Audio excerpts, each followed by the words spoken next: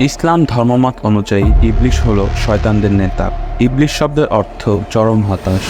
কুরআন অনুসারে যখন ইবলিশ আদমকে সেজদা করার আদেশ অমান্য করেছিল, তখন তাকে জান্নাতের বাহিরে নিক্ষেপ করা হয়েছিল। ইসলামিক ধর্মতত্ত্বে ইবলিশকে এমন বৈশিষ্ট্য এবং কর্মের উদাহরণ হিসেবে বিবেচনা করা হয় যাকে আল্লাহ জাহান্নামে শাস্তি দেবেন। ইসলাম ধর্মে ইবলিশকে দুষ্ট জিন বলা হয়েছে। পবিত্র কোরআনে উল্লেখ করা হয়েছে, যখন আল্লাহ আদম আলাইহিসসালামকে সৃষ্টি করলেন এবং তিনি সকল ফেরেশতাদের বললেন আদমকে সিজদা করতে, তখন সকল ফেরেশতা সিজদা করল, অথচ ইবলিশ সিজদা করল না। ফলে সে অবিশ্বাসীদের অন্তর্ভুক্ত হলো এবং আল্লাহ তাকে অভিশপ্ত করলেন। ইসলামী ঐতিহ্যে ইবলিশকে আশ-শায়তান দ্বারা চিহ্নিত করা হয়। প্রায়শই আর রাজিম অভিশপ্ত উপাধি দ্বারা অনুসরণ করা হয়। শয়তান সাধারণত ইবলিশকে প্রলুব্ধকারী হিসেবে তার ভূমিকা বোঝানোর জন্য প্রয়োগ করা হয়, যেখানে ইবলিশ তার উপযুক্ত নাম এবং আদু আল্লাহ নামে পরিচিত।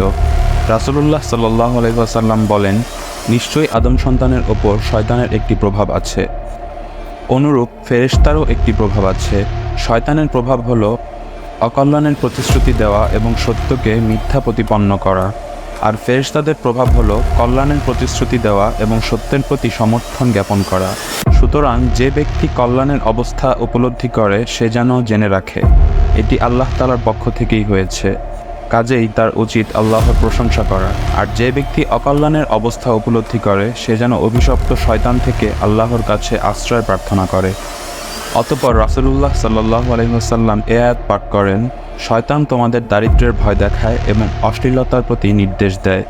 উসমান রাদিয়াল্লাহু আনহু থেকে বর্ণিত, আমি একবার রাসূল সাল্লাল্লাহু আলাইহি ওয়াসাল্লামের কাছে আরজ করি, হে আল্লাহর রাসূল, শয়তান আমার ও আমার নামাজ কিরাতের মধ্যে অন্তরায় হয়ে দাঁড়ায় এবং তাতে জটিলতা সৃষ্টি করে। রাসূলুল্লাহ সাল্লাল্লাহু আলাইহি ওয়াসাল্লাম তখন বললেন, তুমি যখন তার উপস্থিতি অনুভব করবে তখন তার কুমন্ত্রণা থেকে আল্লাহর কাছে আশ্রয় প্রার্থনা করবে এবং তোমার বাঁ দিকে 3 বার থুথু ফেলবে।